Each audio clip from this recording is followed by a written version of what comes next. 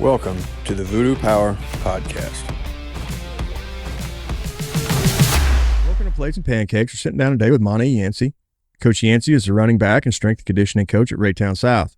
He was just named the NHSSCA 2024 Missouri Strength Coach of the Year. Yancey has been at Ray South for 3 years. Prior to that, he was a physical education teacher in Houston. Coach Yancey did his internship with the University of Houston and the University of South Carolina. Yancey has an MS in Kinesiology and Exercise Science from the University of Central Missouri and a Bachelor's in Health and Physical Education from Tennessee State University. He is RPR certified and a certified strength and conditioning coach through the NSCA. So welcome to the show, Coach. Coach, I really appreciate it. Thanks for having me on. So you traveled a little bit since Raytown. You made it out to Tennessee, and then your internships look really cool. So when did you decide that this was the avenue you wanted to pursue?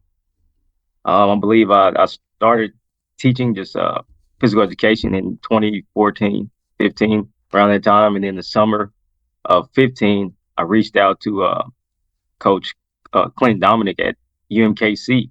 So I said, hey, Coach, I'd like to be an intern. Do you have any, tell me what that process is like. He invited me in with Coach P, and it was great. And that was my very first internship. And then right after that, I was able to get on with University of South Carolina under Coach Dillman and Coach Feely. And then in 2017, I was able to get on with University of Houston with Coach Grace, who was actually my strength coach at Tennessee State. So it kind of worked out. No, that's really cool. And all of those programs are great programs. I mean, they've developed a lot of good athletes in both of them. So having the opportunity to go and do that. Now, how eye-opening was that to get involved in those strength and conditioning programs at that level? It was amazing. Just coming from, collegiate athletics and being on the other side, there was a lot that goes into it. Being an athlete, you don't really get a chance to see. They just come in and pretty much do the work. But getting on the other side of it, ton of planning that goes in to make sure everything's fluid for the athletes. And it was just amazing to see from a coach perspective, watch athletes excel from a training perspective. And I just couldn't help it. So I kept going, and I figured the high school setting will work out even better for me.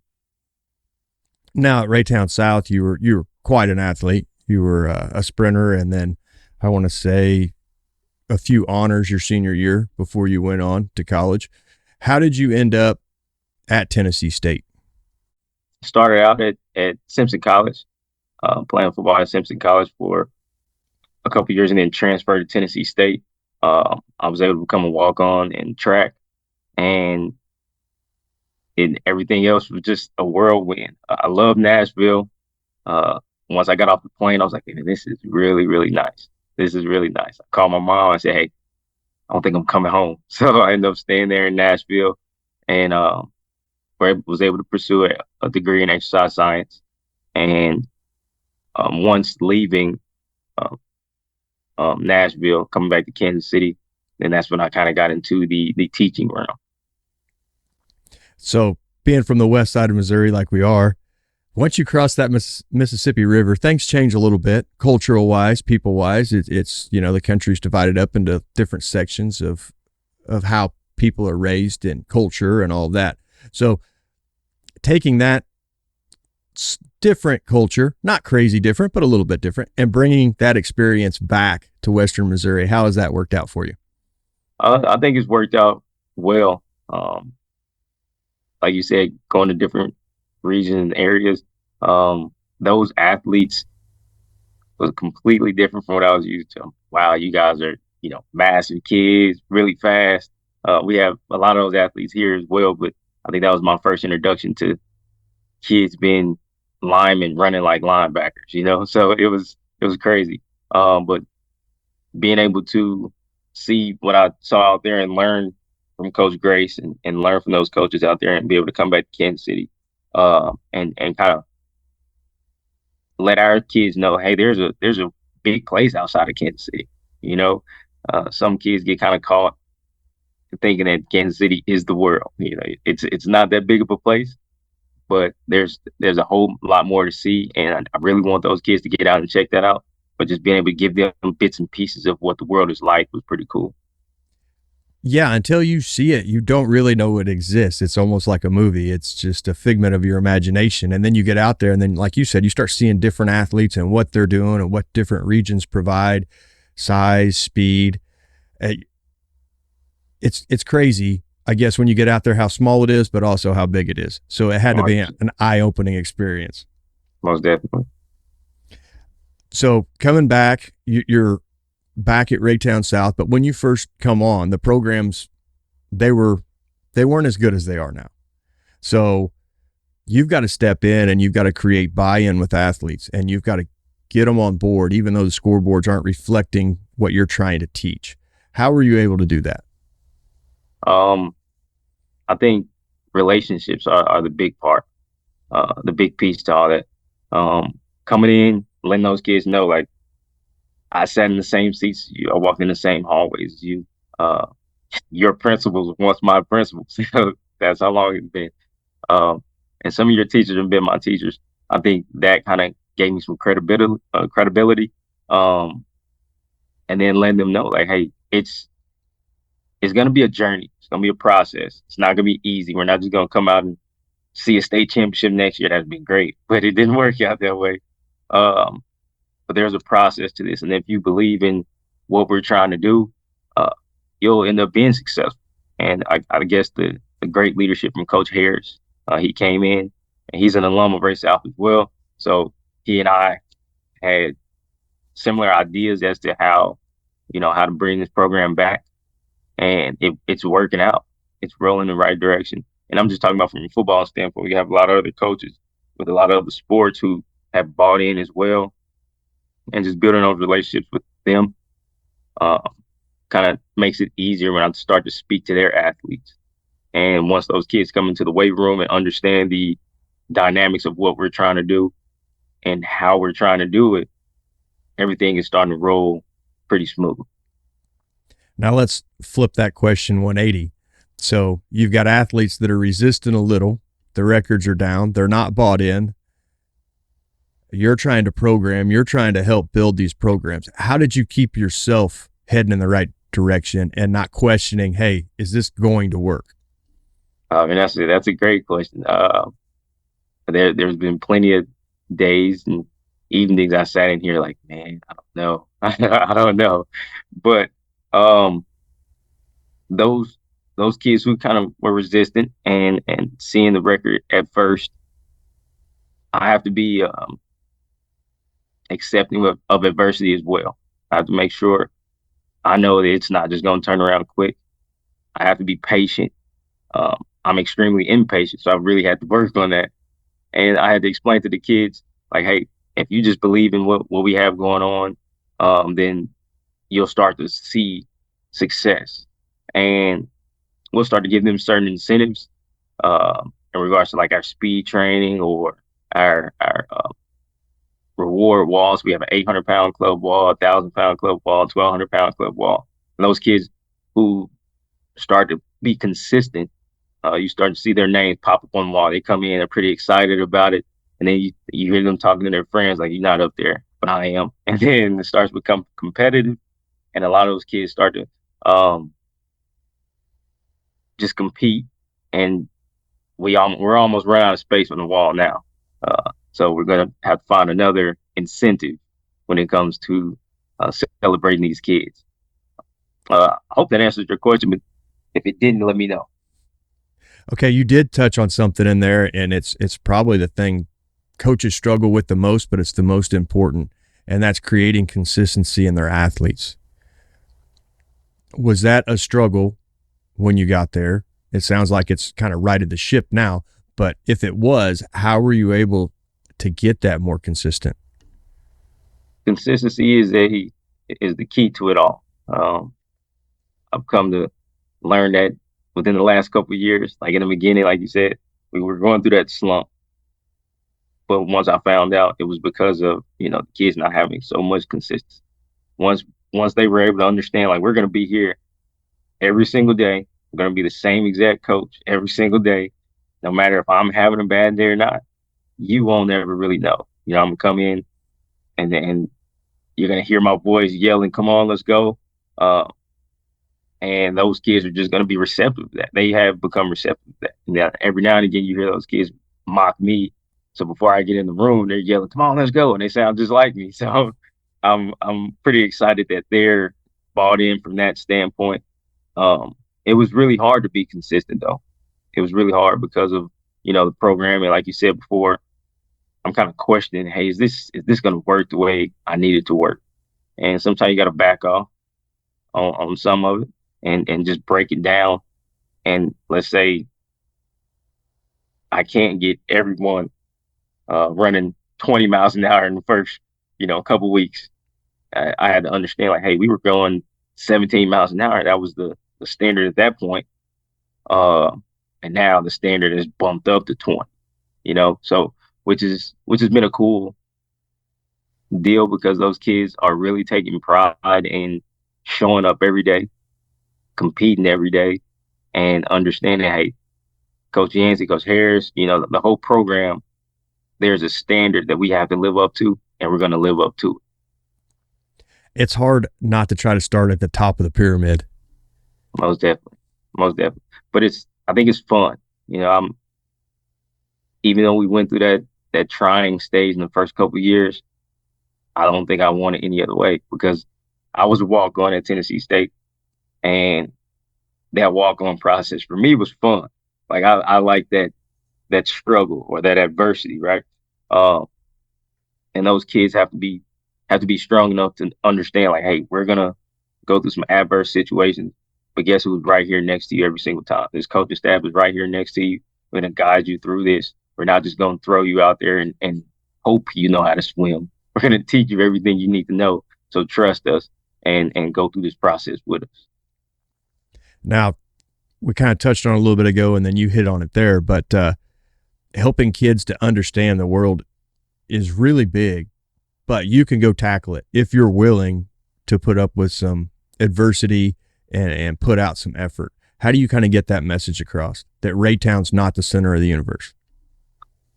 Uh, I kind of I think those kids ask me more about, hey, what was it like when you were here, or why did you come back, or what's it like in Tennessee, and those questions start to form uh deeper conversations, and it's really cool to explain to the kids like, hey man, you can get out of here as well. You can get out of Raytown South.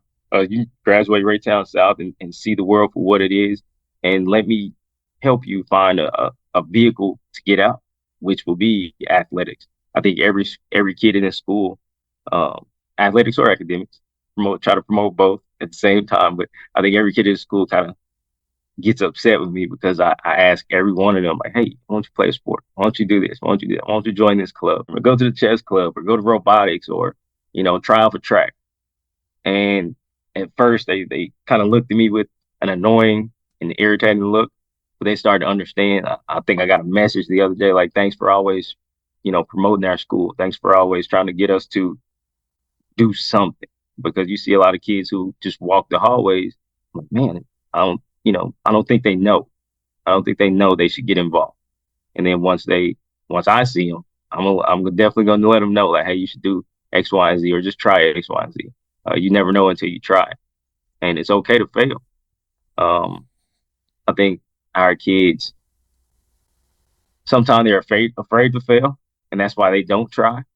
But when they see me, I come in the weight room and try to get them going. Every now and again, I stutter over some words, or I mess up when I'm explaining what we're doing today. And like, man, come on, Yancey, I messed up, and it happens, So it's okay if you don't get this exercise right off the bat, or get this movement right off the bat, but you keep trying. And I'm not gonna give you a hundred cues on how to do it right.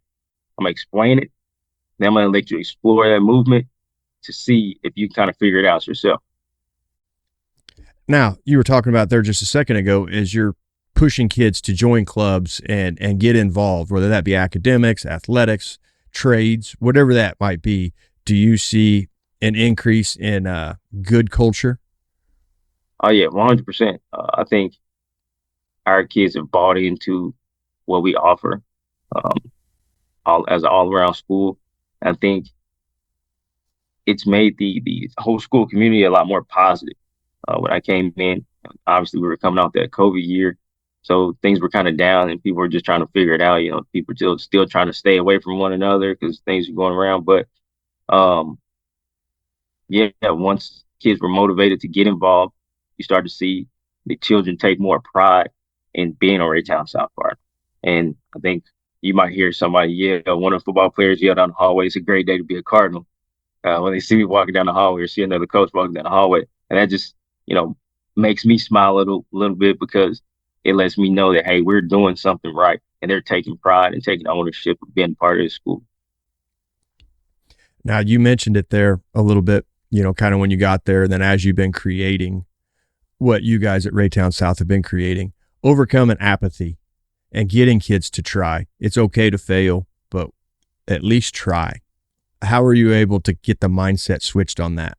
When we began, a lot of those kids were, like I said, were afraid to try exercises. They were afraid to go to the weight room because the expectation for them to get, not everybody's going to squat at a certain depth, but to try to get them there. And the first thing they want to do when they get to the weight room is throw 315 pounds on the bar. Like, no, my man, that's not going to work like that. Let's start from a beginner's standpoint, and then we'll work our way up. I'll try to explain to all the kids, like, hey, you're going to get strong, and it's just not going to happen tomorrow. It's not going to happen right now. There's a process to it, and we're going to progressively get stronger. If you just trust me. And, they kind of look at you crazy, and then they kind of nod their head like, I trust you. Let's get it going. And then once they were able to try that, just from a lifting standpoint, you start to see the confidence grow in those kids. You start to see their bodies change. And then once their bodies changed, I think there was no holding back, really. They couldn't stay out of the mirror. Um, the sleeveless shirts start coming out and crazy things like that. And then you start to see them in the hallway and how they interact with others in the hallway. We try to make sure that these kids are positive role models, whether it be just on our sports team, whether they be in a hallway, whether they be in a classroom, whether they be in a grocery store. We want those kids to always represent, their parents, be a really good example of how their parents raised them, but also represent Raytown South, because when they go out, they might be wearing a Ray South hoodie, and you want them to say, "Hey, I went to Raytown South." Be proud to say, "I went to Raytown South," and you're being a good role model. So once those kids are walking in the hallway, they start building confidence and interacting with the other students. Other students like, "Hey, I see their bodies change. I see how the weight room is treating them," and they start to come into the weight room as well. I think that first year we were trying to pull kids into the weight room, and after that, it was just like a wait list, girls and guys. In the beginning we had about 5 girls total, and now we have roughly around 5 girls per class. So it's pretty cool. Now, me and you had talked about it just a little bit before, but in doing this, now the community's starting to see a change in athletes. But how do you get the community bought in on what you're doing so that they want to send their sons and daughters to you and see the improvements? We've put in a lot of time trying to reach out to the community, trying to make sure we host camps and clinics. The goal when we first came in was like, hey, let's get down to the middle school, to get these middle schoolers in here and teach them how to move. And we were able to do that. That was our, 4-year plan, but we were able to do that a whole lot sooner than that. So we'll go down to the middle school and converse with those kids and, converse with their parents about the programs that we'll have after school. And we normally dedicate like a certain time frame for those middle school kids to come up, and we teach them just normal movement. We're not asking them. We make sure the parents know we're not trying to crush them with weight, because that's one of the biggest things. Our parents come in and they're thinking, hey, he's trying to, throw 315 pounds on his kid's back, and he's only 90 pounds. Like, no, ma'am, definitely not trying to do that. We're going to take care of them and just teach them basic movement patterns. And at that point in time, those kids really start to enjoy that aspect of coming up to the high school, first of all, and then getting to see some of the older kids there, because some of the older kids are still maybe finishing up their lifts, and they're interacting with those younger student athletes. We have a kid here who's going to be going to Iowa State here in the fall. Phenomenal person. So when those middle school kids come up and see him, I want to look like that. I want to be like that kid. And the way he presents himself, uh, he's a phenomenal person. So those kids just naturally gravitate toward him. And we want that in our program. We want our program to be uh, based on being a great person, being a really good athlete, but being more of a great person. And that's exactly what we've come to find within the last couple of years. Um, Eventually, we're looking to get down to the elementary level and get those elementary kids in as well. I was a PE teacher. Well, I am a PE teacher, but I was a elementary PE teacher. I taught pre-K uh, through everything pretty much, but pre-K through 5. And when I did that, I found that adding certain, squat movement patterns or push-up patterns, even though you're supposed to, teach those kids those things, not everybody does. So being able to get those kids to move the right way, so when they do get to middle school, they find some success. And once they transition from middle school to high school, everything has already been established. Now, taking that down to the middle school level, like you were talking about, where do you find you spend your most of your time? Improving body movement? I mean, or are your athletes at that level moving pretty good and you can start taking off from there? A nice mixture of both. We have some kids who definitely, just need the understanding of their bodies. Let's break everything down. Let's learn how to squat. We're gonna do some tempo squats or some push play squats. Just so that way you understand what that pattern looks like, how to sit in that pattern, and how to correct yourself. And it doesn't take long for those middle school kids to kind of grasp that and then progress from, a push play squat to a goblet squat, and things like that. Now, those kids who are kind of advanced, they pick it up really, really quick. We still trying to slow them down just a little bit, just to make sure everything is accurate. And then when we're watching them move, you see them correct themselves really quick.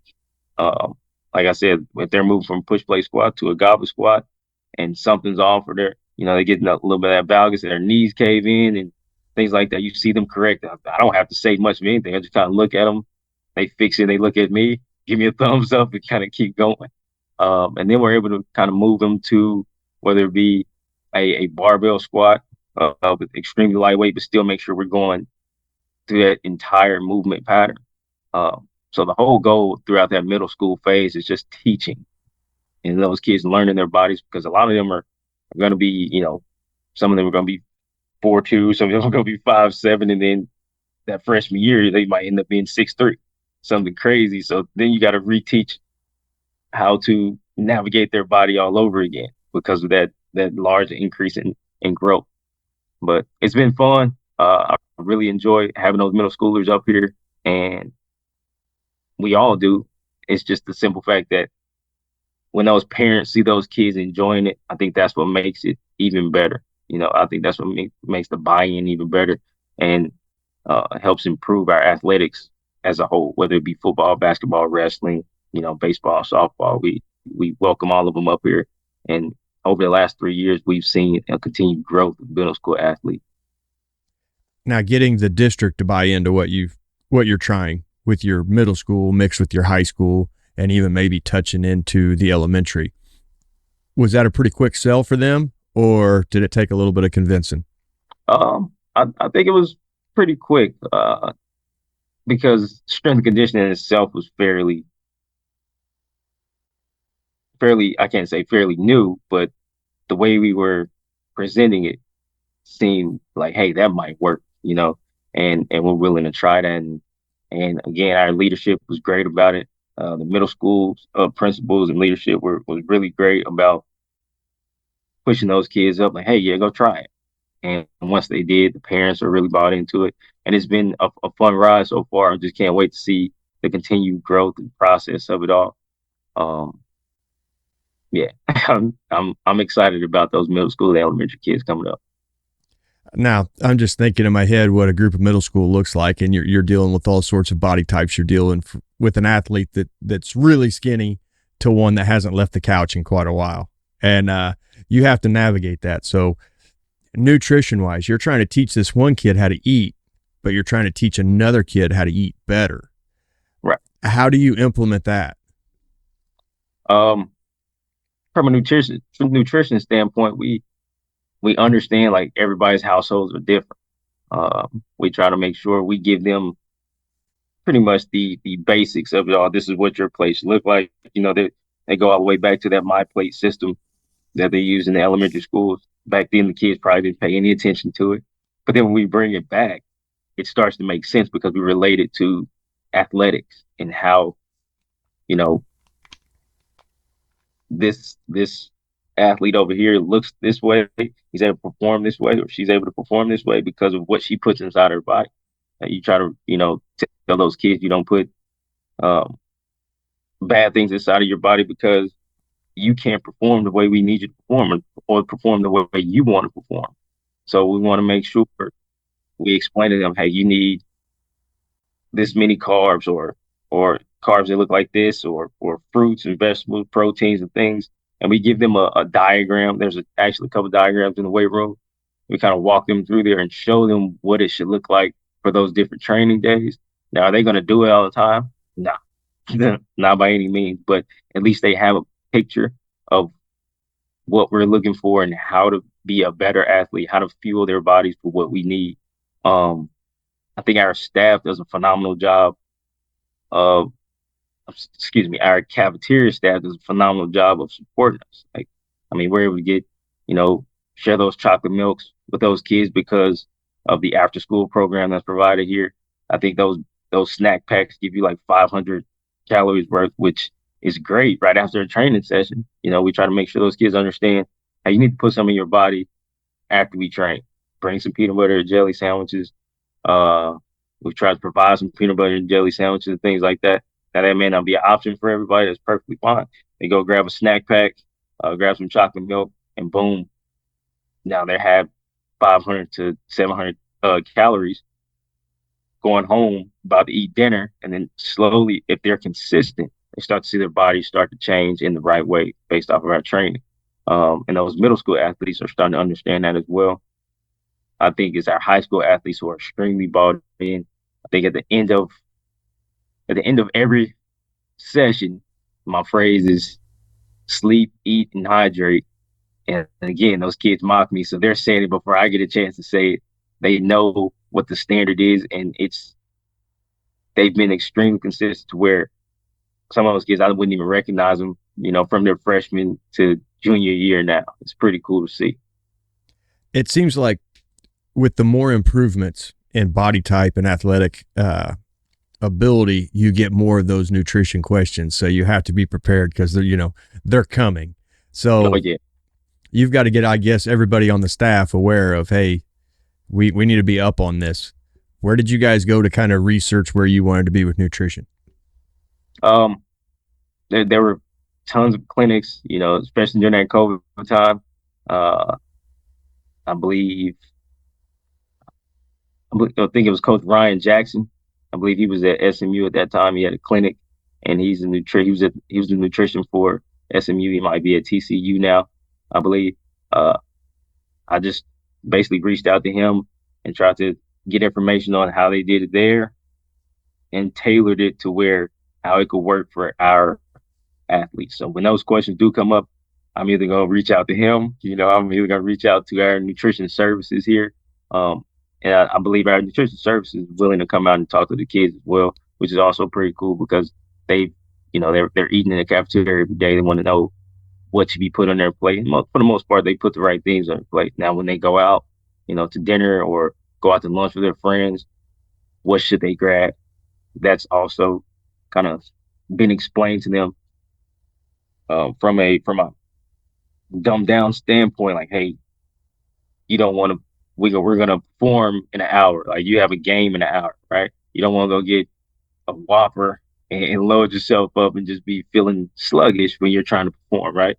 So we talk about eating the night before, hydrating the night before, hydrating throughout the day, and just making sure you're ready, you're primed, you're ready to go to perform at a very high level if we're playing a game the next day.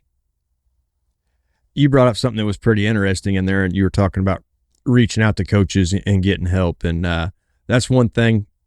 Before I even started the podcast, I had questions in the gym and I had questions on nutrition, and I would just email coaches and see who would respond. And, it was crazy. The big time strength coaches that would take time to answer my emails. They don't know me. They don't know anything about me, but University of Iowa, University of Nebraska, a lot of those guys helped me tremendously just because they wanted to give back. So with what you're saying there, yeah, if you reach out to a coach, more than likely they're going to get back with you and help you out. 100%. Found some great coaches who were able to, invite me in so I could actually see it in person, be able to, bring some stuff back. Shout out to Coach Carroll at K-State and his staff. I mean, it's great just being able to, like you said, reach out to those coaches and have that level of vulnerability, because you're like, hey, are they going to respond back to me, or are they going to try to big time me? But again, more than 90% of the time, those coaches are like, yeah, hey, come in and check us out. So building onto that, growing in maturity, when did you learn to put yourself out there and at least try yourself? You're trying to get your students to try, but when did you say it's okay for me to throw myself out there and see what happens? Man, that's a great question, because I still battle that to this day. Just learning how to get comfortable being uncomfortable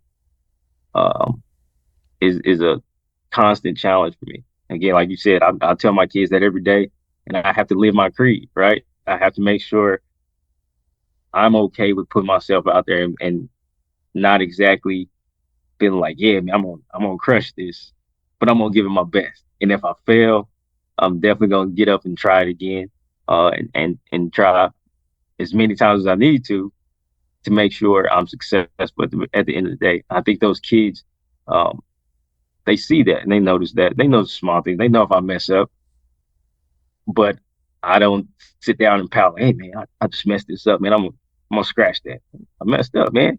And they're like, Coach, man, I see you, man. Like, I know you messed up. It's all good. And I keep going, and for the most part, those kids go along with it, and they know I'm okay with them messing. As long as you're going 100 miles an hour, you might mess up. I'll let you know, hey, man, we missed X, Y, and Z. Let's fix it. And then we start focusing on those details and get everything corrected and eliminate as many mistakes as possible. And then from my standpoint, when it came to reaching out to coaches for help, I mean, the first couple of times I was extremely nervous. Man, I don't know how they're going to respond. I don't know if this is going to work. But after about 5 times, man, the worst they can say is no. The worst they can say is no. So I reach out to as many coaches as I need to try to gain a little bit more knowledge to bring back and help our student athletes to become extremely successful. It seemed it took me a long time. It takes a lot of maturity to realize you only get one crack at this thing. And you don't want to be sitting on your rocking chair at the end of your life thinking, man, if I just would have tried, what would have happened? Oh yeah, most definitely. Oh, what's that phrase? I don't want to be a shoulda, woulda, coulda person. I'm going to go ahead and do it. And if I mess up, I try. Now, talking to you a little bit, your weight room is kind of based on a 5-3-1. You've got some other aspects that are in there that you mix it around with. Obviously, you did some great internships, so you've got some philosophies from different spots. But what kind of helped you land on the 5-3-1? I mean, I'm a 5-3-1 geek. Jim Windler, he's just a great person to talk to. I love how versatile the system is, but what made you pick it? I felt like it was pretty easy to implement for our athletes. When I was in Houston, it was easier to implement, like kind of use the tier system a little bit in Houston as well when I was coaching out there. And then moving here, right now in that 5-3-1 phase, a lot of our athletes are able to utilize it even when they're in season. That's the crazy part. Like I'm able to utilize it in season and kind of do some tweaks here and there just to make sure those kids are still ready to perform when they need to. But it's been pretty easy to implement from a general standpoint, and those kids are receptive to it. Yeah, and I've talked to Joe Ken, and I got his book, and I enjoy the tier system. What he's come up with is amazing, but I always find myself back at the 5-3-1 and what it can do. Now, you could take a 5-3-1 and put it in a tier with your accessories. I'm sure you could do all that stuff, but It just depends how deep you want to go and what you're wanting out of your athletes. But in saying that, what kind of in-season gains are you seeing with what you're doing? So yeah, our kids are, well, our programming is kind of a mix of that tier and 5 through 1, but a lot of our kids are starting to gain. Let's say the in-season kids are starting to see a lot more um, development in power when it comes to like our baseball kids right now. I think last year, I'm not just basing it off of home runs, but it's easier to just say, hey man, you got a little more power when it comes to your swing. Um, I think he's hit one last year and he cranked one in the first game this year. And I'm not attributing anything to the programming, but it also makes me think like, hey, this kid is displaying what we're looking for. He comes in the weight room and he does exactly what he needs to do. That may be modified just based off if they got a game today. We dial it back just a little bit, a couple percent back, or set wise. But he comes in and he trains his butt off. And he goes out and performs at a really, really high level. Um, so it's kind of good to see how that relates to those kids who are in season. Last year, I was kind of nervous on using it while they were in season. I'm like, man, I don't want to screw things up. I don't want to mess it up. But again, it's really hard to just say, hey, we're going to use it because he went out and hit a home run in his very first game, his first at bat. But I'm kind of leaning toward that direction. Now, talking about baseball, you guys have some really nice facilities. I know it's been a few years now, but the Adrian boys went up there and played St. Michael's for a district game on your guys' field, and it was turf. It was nice. It was a great setting to have baseball. Most definitely. It's the admin here and the district did a great job. It's a really nice facility. Wasn't here when I was here by any means. I remember when the football field was still just dirt. So it's really nice to have that type of facility. Those kids are really appreciative of it. And then you start to see a lot of other teams come in and practice or play on that field. And it's nice to have that in the community and another bright spot in the community. So with our program and the facilities all matching up, I mean, you can't do anything but succeed, right? Now, building on to what you're doing in the weight room, what's your sprinting look like? What are you doing? Are you doing flying tens? You doing long build up, short build ups? You intermixing them? How are you building fast athletes? All right. So we have incorporated flying tens. I dove into the feed the cash philosophy as well.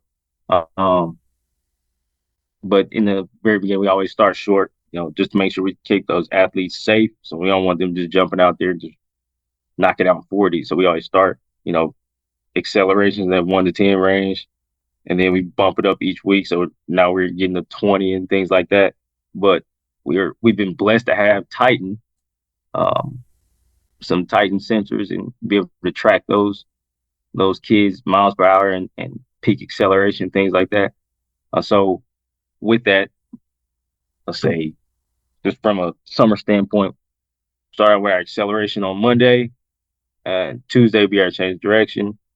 Wednesday is normally a like a not necessarily an off day, but an active recovery day in a sense. So then we come back Thursday and we'll have a max velocity day. We start to spread it out and have those flying teams, whether it be a 5 yard lead, 10 yard or 20+ yard lead in. And then we'll get back to change direction on that Friday. We switch that around, that Thursday and Friday around, because a lot of the kids were coming in on Friday and they were pretty toasted from the week. Learned that, I think it was last summer.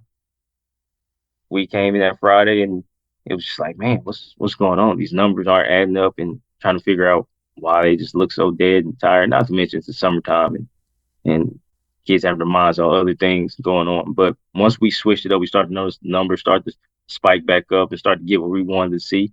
And accelerations had started to improve as well, which was really great, heading into those camp seasons and just trying to help those kids improve on their 40 times, improve on their 5, 10, 5, so that way they can kind of stand out at these camps, which kind of led into our a season.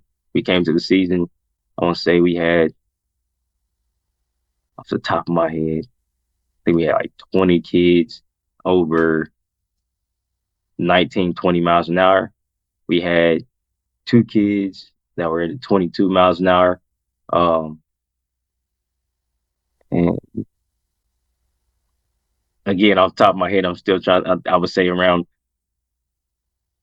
six kids in the 21 mile per hour range, which was pretty awesome. And then once they got in game and they were in the Titan, you still get to see those kids perform hitting 21s in games. And we're doing something all right. We're doing something all right. Yeah, so tracking that, obviously you're set up for a little bit of auto regulation, so you can see when your kids are getting beat up, and then be willing to make the adjustment and not just say, well, they just need to be conditioned better. You as a coaching staff kind of took the bull by the horns and said, hey, let's make some changes and see what we can do. Most definitely. Our conditioning really comes down to us sprinting. We don't really go gasser after gasser after gas. Now it's needed every now and again, and it can definitely be programmed if that's what you so choose. But we don't condition, hours upon hours, because it doesn't correlate to what we're actually looking for as far as athleticism and what we're looking for in the game. It doesn't relate to how fast we want these kids to move in game, whether it be football. Uh, we want those kids to be very fast, be able to change direction. So I've dove into some Tony Villani stuff as far as his game speed and how he's able to get those athletes, his pro athletes, extremely fast, but still be able to have a controlled movement patterns. So we're trying to get to that point, still trying to get these kids really fast. That's the main goal. And then, incorporate those game speed patterns in there. Now, I told you I'm a 531 geek, and obviously you like it or you wouldn't run it. I talked to Ross Garner down in Cleburne quite a bit, and then every once in a while I'll hit Joe Stokowski up, and we may have actually talked about it a little bit on the podcast with Stokowski. I can't remember, but the ideology of 531 for sprinters or for flying tens to program. Mm-hmm. I don't know if you've ever thought about anything like that, but in my mind, you could have your 5 week, which is an ideology. It would be hard to do sets and reps, so you just have to take the heart of 531 and put it into sprinting. So like your 5 week, maybe long buildups. That's kind of what I've been trying, the 15, 20 yard buildups. Your 3 weeks, you're starting to drop into your 10 yard buildups. And then your 1 week would be like 5 yard buildups into a flying 10. And I always kind of wondered what that would look like after a long period of time. So this summer, I'm hoping to try that out a little bit more. You ever thought about anything like that? Oh, that's big time. I'd love to hear, how that worked for you. Yeah, that was my first time hearing about that. So that's pretty awesome. I'm definitely going to hit you up about that and try to figure out how's it progressing for you. From our standpoint, like I said, we do a lot of flying tens from the 5 into the flying 10, 10 to flying 10, 20 plus. We do a lot of curve and linear speed as well. Just being able to track how those kids can change direction and still keep at a top speed. So when we do program those high velocity days, we want to make sure when we're in the weight room, we're also accounting for that as well. We're not trying to smoke the kid out, and then when we get to that next training day, he or she can't perform on that next training day. So we're definitely we're definitely trying to keep that in mind. That's why we have it on our acceleration days on Monday. They come in pretty fresh. We can knock out quite a few sets of reps of that and still get in the weight room and be successful on that hang clean day. Because normally our Mondays would be like a hang clean type day. And then our Tuesdays would be more so of a bench press day. I think I could be confusing myself because we switched it up quite a few times, but I know for sure on that Friday it would more so be like a squat day. So again, we switched it up a couple times. Just got to make sure I get it right. But I know Monday, hang clean for sure. Then we go bench press. Then we have incline. Then we have squat. Just depending on how these kids look. Sometimes we have to switch those days up because sometimes they come in and they're really tired, whether it be from a long week or, kid coming off a vacation. We just try to make sure we accommodate the programming to the kid. Now, we don't completely switch it all up every time, but if we notice a trend going on and those kids aren't performing the way we need them to perform, then we'll kind of sit back and try to adjust some things so that way the kid can perform at a high level. Okay, so in that little bit right there, I come up with about 3 or 4 questions. So you bear with me while I get through them. But let's go back to what you talked about. You do some curve sprinting. Do you find that helps in linear acceleration? That's kind of something I've been tinkering around with here. If a kid can stay in a pretty good curve, it seems like when you put them on a line, they accelerate better. I don't know if you've noticed that or not. Well, some of our top kids, let's see, those kids who are running, linear around high 21s, that 22 range. When it comes to the curve sprints, we've had a kid hit like 20 on that curve sprint. So it's like I'm trying to dabble into that myself even more. But I feel like those kids who are successful at hitting that high 20 range are, once they lead into that straight line, that linear phase of the sprint, then yes, they do have a little bit more acceleration from it. I was jacking around here the other day and I put some chains on some kids and then had them run with chains around a hoop. Now it looked ugly. I'm not going to sell you that it looked amazing, but it seemed like that carried over very well to their linear acceleration phase. So that's just something I've been starting to ask coaches about, if it's something that they've noticed and if I'm maybe down the right rabbit trail. That's nice. I hadn't put any chains going in a curvilinear phase. I mean, linear, yeah, but that's pretty nice. That's pretty nice. And you said you just started that? Yeah, I had a kid come in, right, and he was a long jumper, and he didn't tell me he was long jumping. He told me nothing. He just showed up. He'd been coming to the gym quite a while, and he's like, "Hey, you think you can help me with my long jumping?" And I'm like, "Well, we can try. I don't know much about it." And he goes, "Well, I jumped this week," and I'm like, "Man, I don't know that I can help you in a week." I said the only thing I can maybe see that we could improve without me screwing you up would be your acceleration phase going in to your sprint, to your jump. And so for whatever reason, thinking about jumpers and thinking about that good long acceleration phase they take, I'm like, I wonder what I could do to help that without screwing him up. And that's where the chains come in. Now they really have to stay outside that circle or they'll drag the chain through the hoop.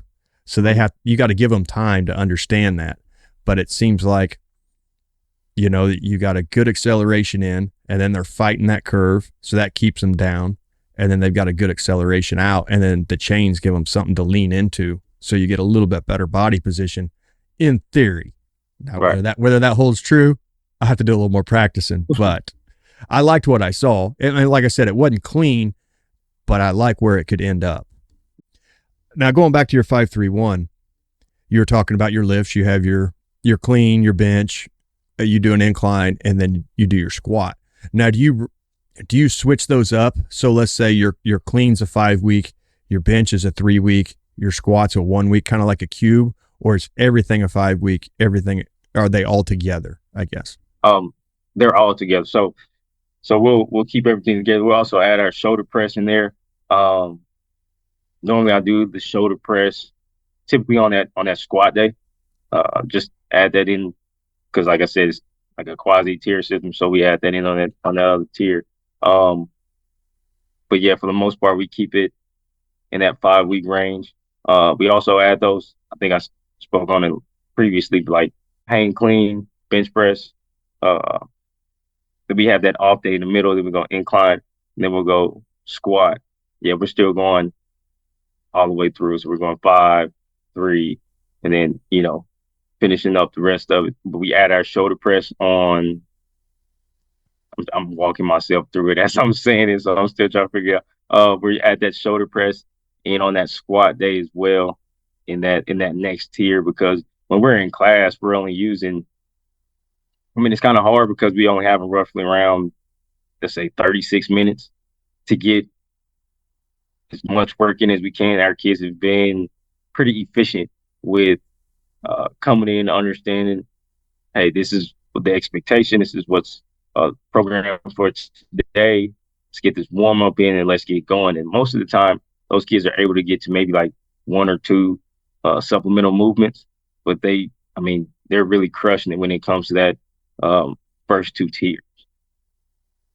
Now, what do your sprints look like on the one day or the 1 week? So you've taken all of your lifts to, training max and you're pushing 95% or whatever perceived training max.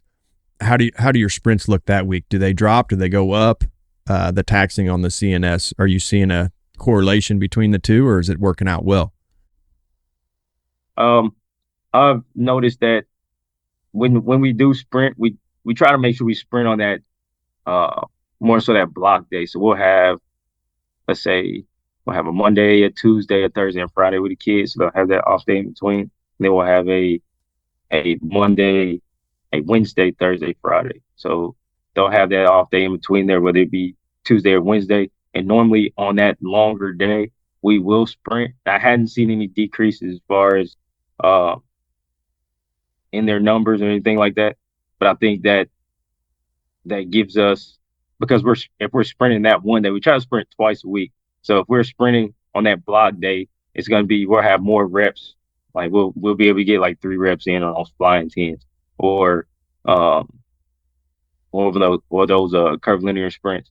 And then on that Friday, we may only be able to get like 2 reps in, just because the class moves so fast on that non-block day. But with that being said, I hadn't seen much of a difference as far as burning those kids out and their sprint numbers. Now, if we do notice like, hey man, on your second rep, um, you're dropping below like 90% of your max, then I'm like, you really don't have to do that last. I give them that option. Most of the kids are really competitive, so they try to perform that last rep. But once I see that drop, then I know, hey, something's off, or you're just kind of tired from what's going on throughout the week. Way back in the podcast, you were talking about creating opportunities for your students, whether at athletic levels or club levels. And in doing that, you guys started a powerlifting team. There you go. So the crash course in powerlifting, how has that been? The crash course in powerlifting has been wild.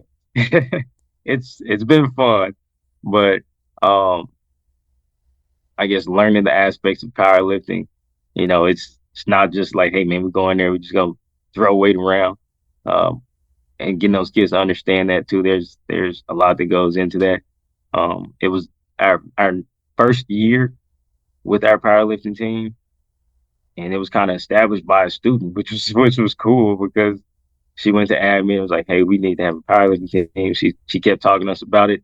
I guess we were kind of moving a little too slow because we had other things going on. But once she came back, like, let's do this, we were on board. And a lot of those kids who are already in our weight training class, we go through those. Their programming might be tailored just a little bit, but not much as far as preparing for those powerlifting meets. We've only had like 2 meets this past season. But those kids were really successful. They were really excited. I think it was just more so getting them out there, giving them another avenue to participate and compete. Some of our kids aren't in, a regular sport, but they love working out in the weight room. So they, joined the team and was able to get out and compete with others and talk with other, athletes and just converse and kind of make friends from that standpoint. So hopefully next year we get a couple more kids, and throughout that time, I'm going to dive in a little more and try to learn a little bit more about the ins and outs of powerlifting. I do understand that you're a powerlifting coach, right? Loosely, yes. I enjoy it. I know some really good powerlifting coaches that I'm sure would be more than happy to help you as well. Awesome. So I'll be reaching out to you a little more often. In saying that, the powerlifting in the metro, what's that like? In my mind, now maybe I'm being a little stereotypical, I don't know, but in my mind, I picture schools like Kearney and Liberty and that North Kansas City, North Metro. I picture those schools being really strong. I don't know how that looks. Yeah, those schools are really strong. We just had a powerlifting meet at Kearney, let's say last weekend or weekend before that. Our kids went out there and they were able to compete really, really well with those schools. Our junior boys came out in second place, so they did a really good job. again, I think it's just our numbers. We have really low numbers, but they went out and they were able to compete. And that goes back to what we talked about earlier in the podcast, as far as our kids, you know, having a certain level of discomfort in trying something new. And now they're like, hey, I'm gonna try it. And if I fail, I fail. If I succeed, awesome. But I'm gonna try it. And that's what they actually went out there and did. And I just so happened to be there. I'm like, man, this is nice. This is really cool. But I mean, teaching those kids the small intricacies of just basic lifting and then getting them out there to learn and compete against other kids was a pretty awesome endeavor. Now, the struggles of bringing a program up from the ground. Right. What are some of the things that you've ran into that could maybe help another coach that's in your position? Um, Learning where the meets are, like trying to find where to go, because it's not a Misha sanctioned like sport. So really trying to reach out and find those meets and when they're going to be and where they're going to be. Uh, Fortunately enough for Coach Harris, man, our head football coach, head strength coach, great guy, man. He's always lead me in the right direction. So I truly appreciate him. He's able to kind of help me along that process. And finding those meets to get those kids out there. A lot of our kids are in multi-sport athletes. So some of our kids are in, right now, some of them are in track. They were in wrestling, um, and other fall sports like, winter sports, basketball, things like that. Those kids still want to come out and compete. So trying to find a way to get them out there to, showcase their skills is something I'm also working on, like how not to interrupt their current main sport for powerlifting. So if you're new to it and you want to get into it and just jump in there. That's the most I can say is just jump in there and you'll kind of learn. Reach out to as many coaches as you can. Like I said, I'm going to be reaching out to you a little more often. I know I'm going to reach out to some other coaches and trying to figure out what's the best plan of action to help grow our program and to make sure that our program doesn't conflict with the other winter, spring sports. Now, going into football, you're a running backs coach. I looked at your guys' schedule, and this year they were at home, but teams like teams like Carthage, Neosho, that's a heck of a travel. So getting your guys ready for a 3-hour bus ride down to the middle of nowhere, Missouri, and then bringing them back, what does that look like for you? Well, getting our athletes to understand, hey, no matter where we go, the standard is going to be the standard.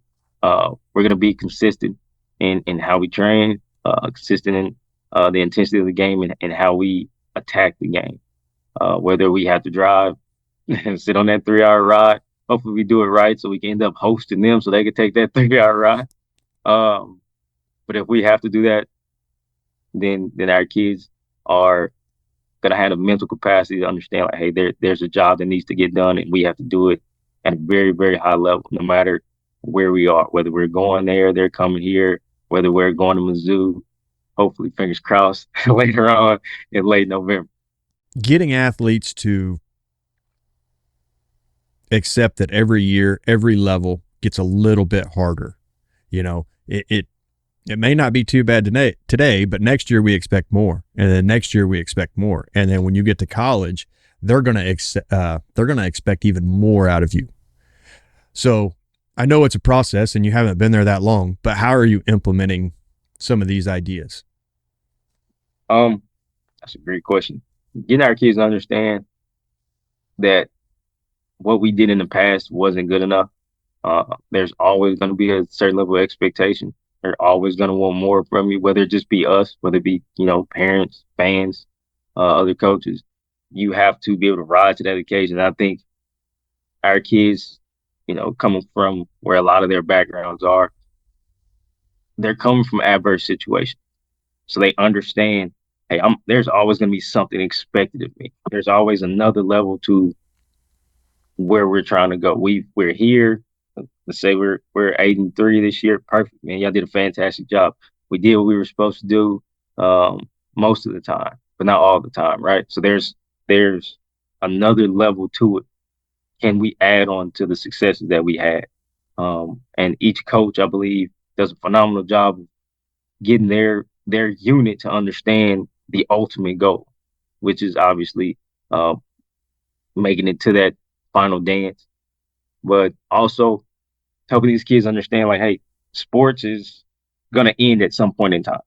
You know, later on down the road, you become a dad, a mom, and things like that. That ties into there's always another level of your personal success. And getting these kids to understand, like, hey, we want you to be great people. We want you to strive to get that promotion in your job. We want you to strive to just be a better overall community leader. So yes, we are locked into the sport aspect of how jumping to that next level, and always feeling like you need to get better, feeling like there's another level that we need to achieve, and never being satisfied. But we also want them to know that that's going to be life in general. You have to be consistent, and consistency is essentially the key to it all. Now, taking that a little different direction, meeting the athletes where they're at. You've got a gap you have to bridge. The athletes don't know how to bridge that gap, but you as an adult have to figure out how to overcome attention spans and motivational factors. And like you said, whatever the demographic of your athlete is at home, family life, whatever that may be, how do you find a way to meet them where they are? I think that goes back to the relationship factor, right? Each one of these athletes get a chance to talk to pretty much every one of them. I'm not gonna say like I sat down and spoke to every kid, but throughout a certain period of time, I've spoken to every kid that we've had, right? I'm trying to get them to understand who I am as a person, as a coach, and me try to understand who they are as a person and as an athlete. And with that understanding, knowing or trying to find out where those gaps are. And once those gaps are found, and trying to understand, like, how can I bring this kid along?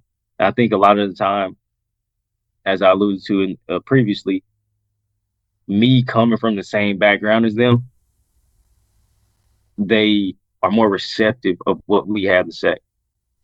Coach Harris is an alum. A lot of our coaching staff are alums of South.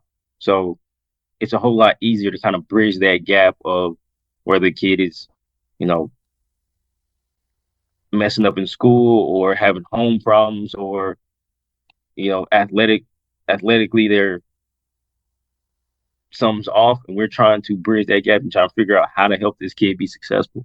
They can easily come to us because we were sitting in the same shoes as them. We were in the same shoes as them. We were sitting in the same classroom. A lot of the same people that we had are still here. So I understand when the kid comes down, like, hey, I had this teacher and she's kind of strict. Yeah, she's been that way for a while. So let me help you navigate uh, this process.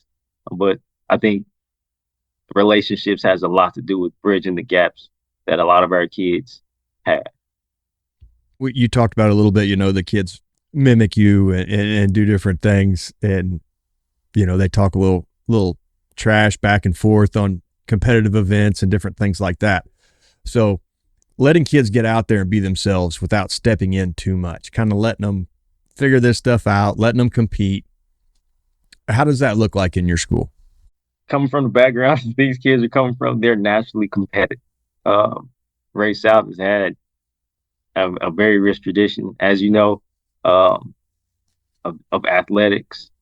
And I guess in the beginning, that COVID phase, it kind of fizzed off somewhere.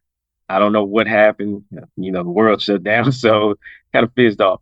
But getting those kids to understand, like, it's okay to compete, it wasn't that hard because they were natural competitors.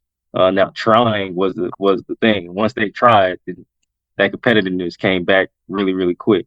Um, and once you put those kids in that environment, we have our competition Fridays and any type of competition, like where we can be running flying teams, and you get a kid that hits 20. The next kid comes up like, I'm about to hit 21. And hits 21, and that kid like, hey, can I go again? I'm like, nah, give us some time. We got other kids they got to run through here. But it naturally, that natural competitiveness comes out, and we just, I mean, any coach would love that. It's fun and it's enjoyable. And then you get kids calling me out, you know, Yancey, you ain't got it.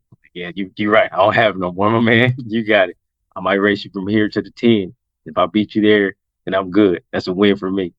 But it makes the game fun, or it makes the program fun, and it kind of flows into the entire school, because you're not just competing on the field. You're not just competing in athletics. Now you're competing in the classroom. I think that's where we kind of wanted our athletes to go as well. Um, you're not just an athlete. You're a student athlete, right? So we want you to compete in all aspects of life. Be the best you could possibly be. And with their friends, they're gonna say, "Hey, I got an A on this test. Cool. I got an A on it as well. Was mine higher than yours?" So we've had kids who just enjoy competition, and again, it makes me smile to know that, hey, I'm coming back to Raytown South, and it's being put back the way it's supposed to be. In all of your travels and everything you've done, who are your biggest influences? I have a phenomenal support system at home. I have, and you may be talking about influences as far as strength conditioning. You can take it anywhere you want, man. Okay, I'll start off with my support system. Uh, my amazing wife, my two daughters, and my soon-to-be son.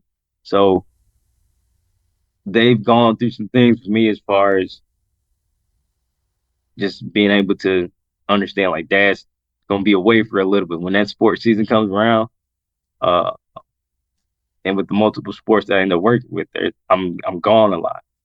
So knowing that if I'm gonna be gone, I better put my all into what I'm doing and make sure they're getting something out of it. So when I do go home to them, they're pretty proud of it. But on the other side of that, I would say Coach Feely, South Carolina, man, did a great job as far as leading us to that internship program, and he's just been a great, mentor. I can call him up and I ask him if I need any questions, if I need anything answered. Um, a couple of those interns that I work with end up becoming strength coaches, so I reach out to them pretty often. I feel like there's a certain point in time where, like, man, I just don't. When I first started, I thought I was afraid because I didn't know everything everybody else knew. I mean? I feel like there's just so much out there. I was like, man, I just don't know what he knows or what she knows. And once start getting comfortable to start reaching out to people, start asking those certain questions, man, the list can go on and on from those who are able to help, or who are able to help. But I appreciate each and every one of them. From the high school coaches to the collegiate coaches to sport coaches, and anybody who was able to cross paths with me and just instill some knowledge and give me some uplift and insight. I really appreciate it. Now at Ray South, there's big shoes to fill for the coaching staff. There's been legendary coaches come through there. I want to say, and I could be totally wrong, that some of Coach Carter was based on Bud Lathrop and how he coached, so he made it to Hollywood with some of the things he's done. How do you come in there and do your thing and kind of help keep that tradition going? Man, that's some massive shoes to fill, Coach Lathrop. I think just based off of what he's built, you get a chance to go in there. I get a chance to go in there every day. The house that Bud built, I get a chance to walk through that gymnasium every day and understand that Raytown South is the students at Raytown South should be proud of where they are. You get to look up in the gym, you see all those banners hanging up, you see all those trophies in the trophy case. I don't think they appreciate it enough, because obviously they're young, but the fact that you have a bunch of alumni in the building and we're able to share that knowledge with them and let them know, how rich the tradition that Raytown South has in athletics. I think that's helping continue to grow us and push us in the right direction. Now, as far as me filling those shoes, I'm just trying to do my best, man. But I think our kids deserve to have the best. Definitely not saying I'm the best because I'm still learning. I'm just gonna give them everything I got. I tell these kids all the time, like, hey, man, I love y'all. I need y'all to believe in me, and I believe in each and every one of y'all. And I think that's been important in the success that we've had because normally they see you as just a coach, somebody who's trying to bark orders at them, or not anybody that's really trying to help.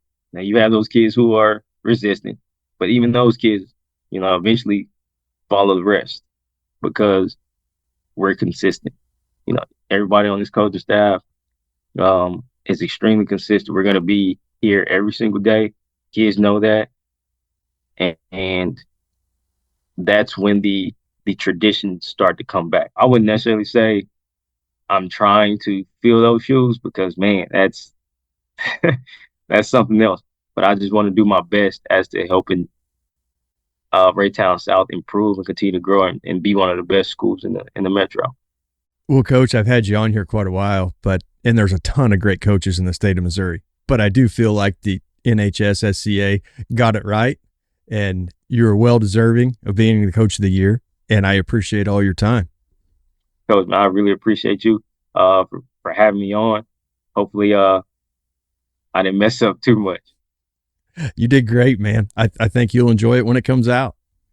Thank you. I do want to give a shout out to, if I could. Yeah, you do. Yeah, have at it. Yeah, like I said, I want to give a shout out to my wife, my daughters and my son, my mom, family and friends, and most definitely this coaching staff. And last but never the least are these athletes, man. It would never work without them, right? These kids are truly amazing. There's just such a passion that I have for, obviously, Raytown South because I came back, but knowing that I've walked the same walk as these kids. These kids are walking in the same footprints I was, and helping guide them in the right direction and lead them on to some greater things, man. I appreciate it. I appreciate them so much for just showing up every single day. And I appreciate you, Coach, for having me on and allowing me to do this. Well, it's been my pleasure. Congratulations on the award and many more years of continued success. Thank you, Coach. I really appreciate it.